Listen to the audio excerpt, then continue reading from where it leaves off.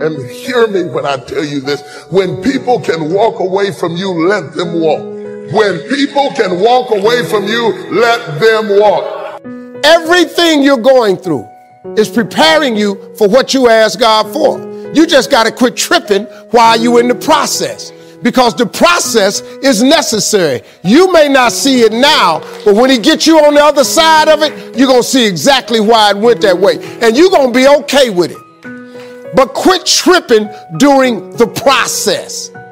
Oh, Lord, why me? You ain't the only one. Oh, Lord, why me? You ain't the only one. Oh, Lord, why I lose my job? You ain't the only one unemployed. Oh, Lord, why he leave me? You ain't the first chick got left.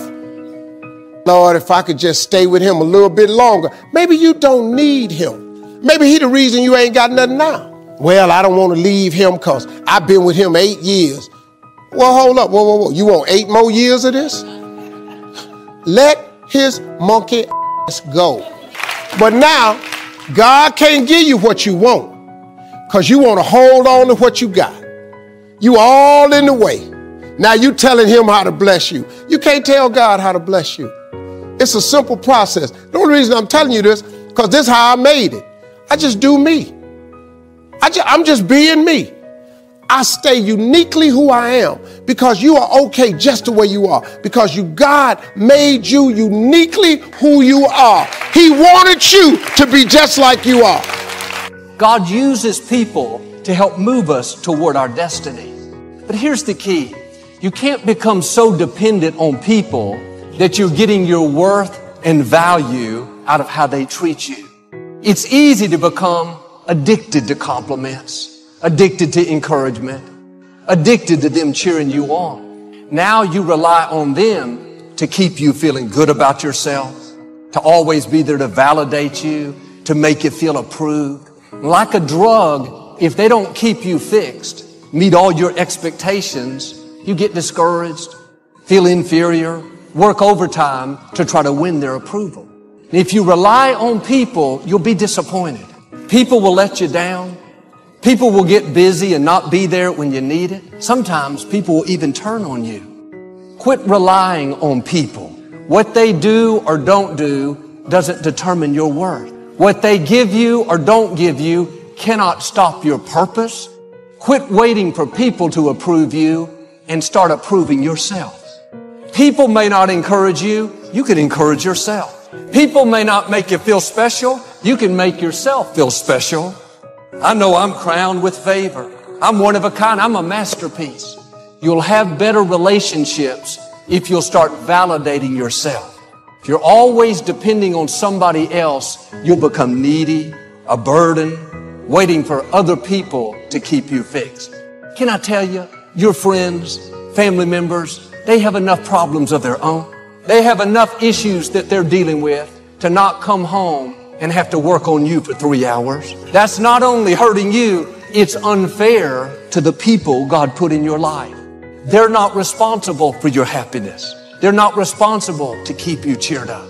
Don't put that extra pressure on them. If you're basing that off of what people give you, then if they change their mind, if they stop doing it, you'll feel devalued. Well, Joel, my parents didn't raise me right. I didn't have a good childhood. My spouse never compliments me. My boss didn't give me the credit that I deserve. I say this respectfully. If you didn't get it, you didn't need it. They can't stop your destiny. What they say or do cannot override God's plan for your life. That person that walked away, did you wrong, made hurtful comments, shake off the disrespect. Don't believe the lies that you're not talented enough, attractive enough, good enough. They don't determine your value. They can't lessen your self-worth. The only power people have over you is the power that you give them. And it's good when people encourage us, when they cheer us on. What I'm saying is don't become dependent on that. If you'll start passing these tests, not relying on people, you'll not only live more confident, more secure, but I believe and declare you're going to overcome obstacles that looked insurmountable, accomplish dreams that seemed impossible, and reach the fullness of your destiny. I can't tell you, if you don't get anything else, you have to look at your relationships and you've got to ask yourself the question, what is this relationship doing to me? And I mean in every area of your life. When the doctor looked at me and said, you have cancer. Cancer is the most feared word in 7 different languages. One of the first things I had to do, I found out who had cancer at some point in time or was living with cancer and conquered it. I surrounded myself with people who had done what I wanted to do, who were winning at the game.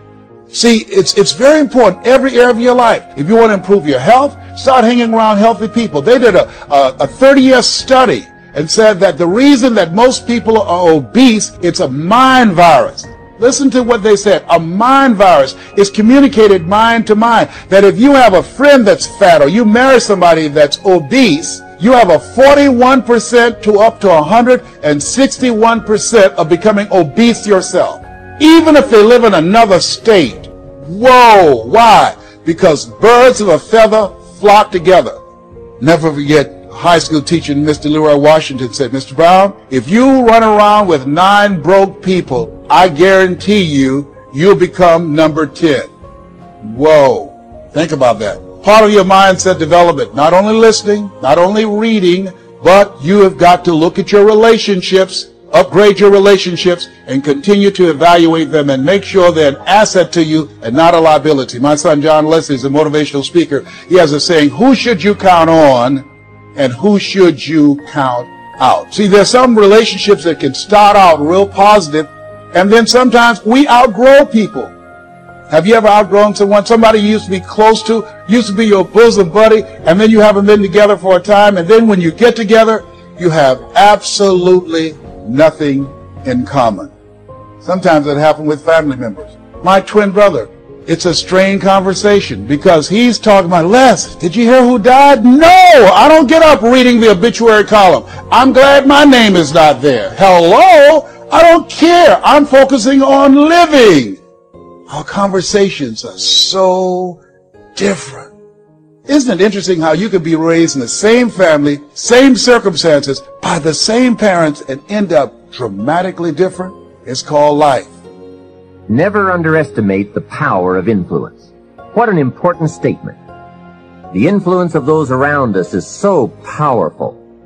Many times we don't even realize we're being strongly influenced because it generally develops over an extended period of time.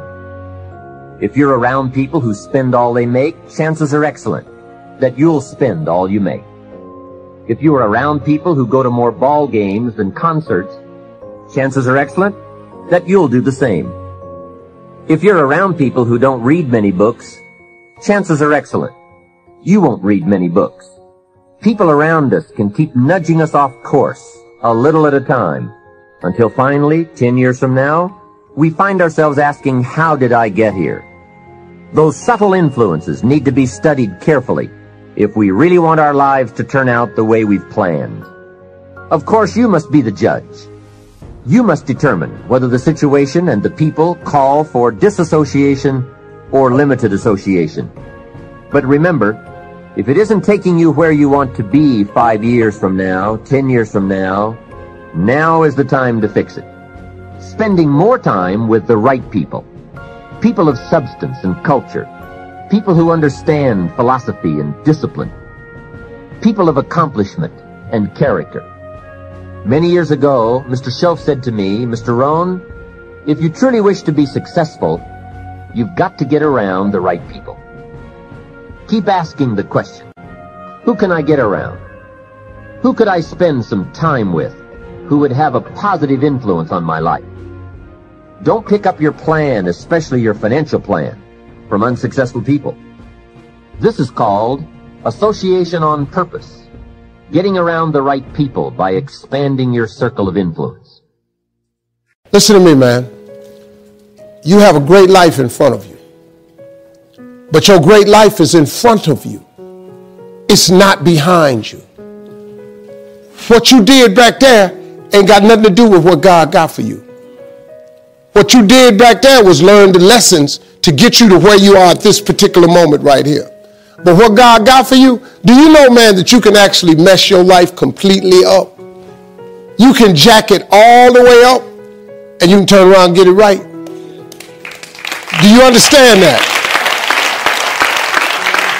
Do you understand that you could have had a baby out of wedlock and still be all right? Do you know that you can be divorced multiple times and still be okay? Do you understand that you cannot have a degree and still be just fine? You want to know how I know? Because I'm telling you what I know.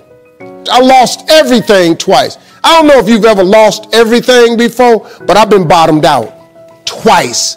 I done seen rock bottom 2 times. I've been through some walls up in here, man. I'm just trying to tell you, man, God is really with you. You ain't got to believe me. You ain't got to believe me. But keep doing it without God. Let me know how it worked for you. Matter of fact, write a book on how to make it without God. Because I want to read it. I want to read the first page. And then I want to read the last page because there ain't going to be but 2. You can jack your life all the way up. God is in the forgiving business. You can make all the mistakes you want to make or think you shouldn't make. God is in the get it together business. If you got dreams and visions, I got news for you. God is in the make your dream come true business. He did it for me. How he won't do it for you? A lot of y'all better than me. I'm just going to flat out tell you. Most of y'all ain't done what I had to do to get to where I am today. You just ain't had to do this type of dirt. You ain't been homeless, so you ain't got to scrap like me. Most of y'all didn't come, you're not old as me. I've overcome it all because I have a relationship with him. And you can listen to me and tell that I'm not a perfect person. I am not a perfect Christian. I have my flaws. I am a flawed human being. But guess what? You are too. You ain't got it all together. I dare you to say you do. I make a lot of money, man. But guess what? I ain't got it all together. I'm hurting. I'm hurting, man. Everybody tripping through something. Everybody, I don't care who you are. You're going through something. But if you got God, you can make it. I'm just telling you this little piece of information. I don't see most of y'all most of the time. So you're sitting here, you're kind of looking at me a little bit odd. Why Steve talking like this stuff? I'm just trying to put you on game. Because let me tell you, all y'all want to be successful. And you want to be happy, but you got to get there. It's a shortcut to getting there. The shortcut to getting there is the relationship with God. If you try it without him, you're going to fail miserably. You're going to sink, man. It's going to be ugly for you. Now, this is what you got to do. Identify your gift and get busy with it. God gave all of you a gift. Identify your gift. It is the thing that you do the absolute best with the least amount of effort. That's your gift. Get busy at that. If it's drawing, if it's teaching, if it's sharing, if it's caregiving, he put that gift inside of you. He didn't hide it under a rock or put it under the mountain or put it on the mountain somewhere. He put the gift in you. And you look at me any kind of way you want to. What I'm just telling you is real. That's how you become successful. Identify your God-given gift, what he gave you at birth. If you do that, God will open up the windows of heaven and pour out a blessing that you won't have room enough to receive. I am telling you, that is a fact.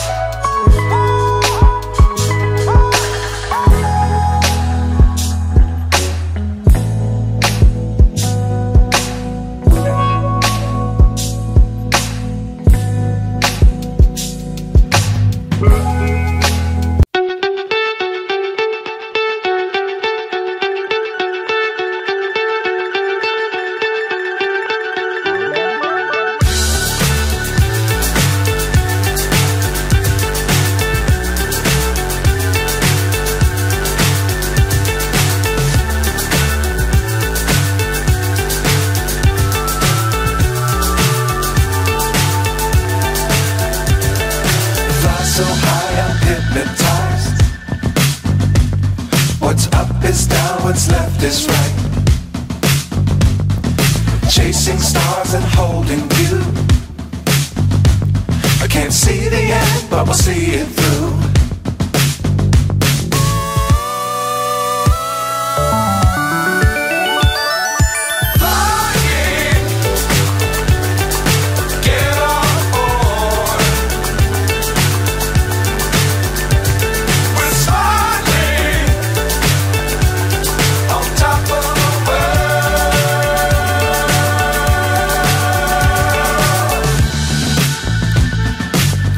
Times don't fly too high. Be sure to keep the ground in sight. Fly forever if you keep it tight. Love the world but keep the sky on your mind.